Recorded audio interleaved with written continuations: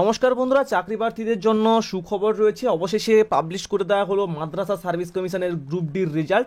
হ্যাঁ বন্ধুরা, মাদ্রাসা সার্ভিস কমিশনের যে গ্রুপ ডির রেজাল্ট এতদিন পর্যন্ত আটকে ছিল প্রায় 14 বছর ধরে, সেই গ্রুপ ডির রেজাল্ট কিন্তু অবশেষে পাবলিশ করে দিল মাদ্রাসা সার্ভিস কমিশন। তো বন্ধুরা, তোমরা প্রত্যেকেই জানো কলকাতা হাইকোর্টের বিচারপতি হরিশ টন্ডন এবং প্রসেনজিৎ বিশ্বাসের ডিভিশন বেঞ্চ গত 3 মাস আগে নির্দেশ দিয়েছিল যে 3 মাসের মধ্যে রেজাল্ট পাবলিশ করতে হবে, এবং তার পরবর্তীতে সিঙ্গেল বেঞ্চের বিচারপতি মাননীয়া অমৃতা সিনহা ম্যাডাম মহাশয়া তিনিও কিন্তু নির্দেশ দিয়েছিল গত 10 তারিখে 10ই সেপ্টেম্বর। তিনি বলেছিলেন যে আগামী 3 দিনের মধ্যেই কিন্তু যে ডিভিশন বেঞ্চের রায়, সেই রায় অনুযায়ী পাবলিশ করতে হবে রেজাল্ট। তো সেই মতোই কিন্তু পাবলিশ করে দিল রেজাল্ট মাদ্রাসা সার্ভিস কমিশন। হ্যাঁ বন্ধুরা, গ্রুপ ডির রেজাল্ট কিন্তু ইতিমধ্যেই পাবলিশ করে দেওয়া হয়েছে গতকাল রাত্রে। ঠিক আছে, তো কেমনভাবে দেখবে সেই রেজাল্ট, কতজনের নাম রয়েছে সেই লিস্টে, কাদের কাদের নাম রয়েছে, চলো এক এক করে তোমাদের কাছে তুলে ধরছি। তো অবশ্যই পুরো ভিডিওটা দেখো, আর চ্যানেলে যদি তোমরা নতুন হয়ে থাকো চ্যানেলটিকে অবশ্যই সাবস্ক্রাইব করে দেবে। তো বন্ধুরা, তোমরা সিম্পলি গুগলে গিয়ে সার্চ করবে WBMSC। ঠিক আছে, এখানে সার্চ করলে সিম্পলি দেখতে পাবে একটা অফিসিয়াল ওয়েবসাইট কিন্তু তোমাদের সামনে চলে আসবে। তো এই যে ওয়েবসাইটটা দেখতে পাচ্ছ, এখানে তোমরা ক্লিক করবে। ক্লিক করার সঙ্গে সঙ্গে কিন্তু আমরা অফিসিয়াল ওয়েবসাইটে পৌঁছে যাব। আর অফিসিয়াল ওয়েবসাইটে পৌঁছে গেলে তোমরা কিন্তু দেখতে পাবে যে এই যে একটা মানে আমাদের যে গ্রুপ ডির যে রেজাল্ট, সেই সংক্রান্ত একটা কিন্তু এখানে লিস্ট দেওয়া হয়েছে। দেখতে পাচ্ছ এখানে কি বলেছে, list of candidate called for PT1।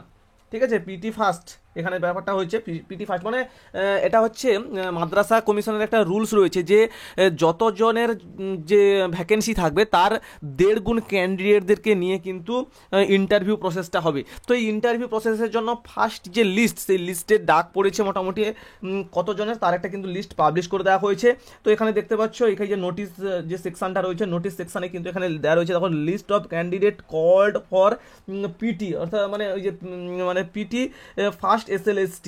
ঠিক আছে, অর্থাৎ ইন্টারভিউর জন্য কিন্তু ডাকা হয়েছে, বা পিটির জন্য কিন্তু ডাকা হয়েছে। ফার্স্ট যে যাদের ক্যান্ডিডেটদের লিস্ট, সেই লিস্টে কিন্তু দেওয়া হয়েছে ফার্স্ট লিস্ট অফ ক্যান্ডিডেট। ঠিক আছে, তো সেটা আমরা কিভাবে দেখবো, সেটা কিন্তু আমরা সিম্পলি যদি এই যে অপশানটা এখানে যদি ক্লিক করি, তাহলে কিন্তু একটা ইন্টারফেস আমাদের কাছে চলে আসবে, পুরো লিস্ট আমাদের কাছে চলে আসবে। ঠিক আছে, তো চলো লিস্টটা তোমাদেরকে দেখিয়ে দিচ্ছি।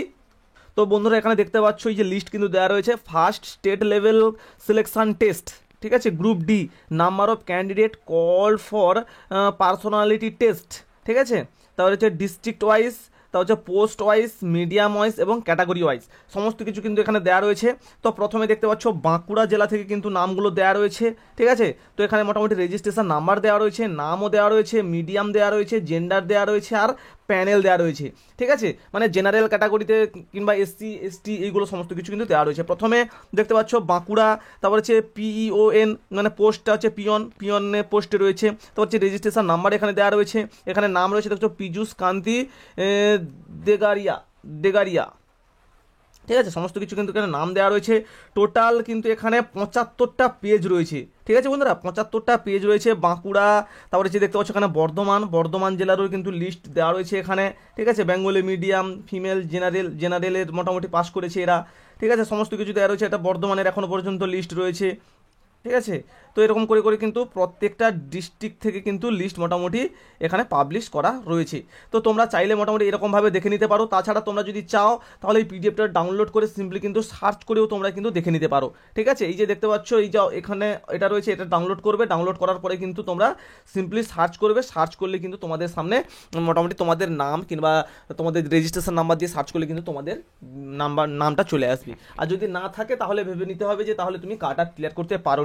তো এই কাট আপ সংক্রান্ত বিষয় নিয়ে অবশ্যই আলোচনা করব, কাট আপ কত হয়েছে বিস্তারিত আলোচনা করব। তো অবশ্যই চ্যানেলের সঙ্গে থাকবে, চ্যানেলকে সাবস্ক্রাইব করে পাশে থাকবে। দেখা হচ্ছে পরবর্তী ভিডিওতে। ভালো থেকো সবাই, সুস্থ থেকো সবাই। থ্যাংকস ফর ওয়াচিং, টাটা, জয় হিন্দ, বাই।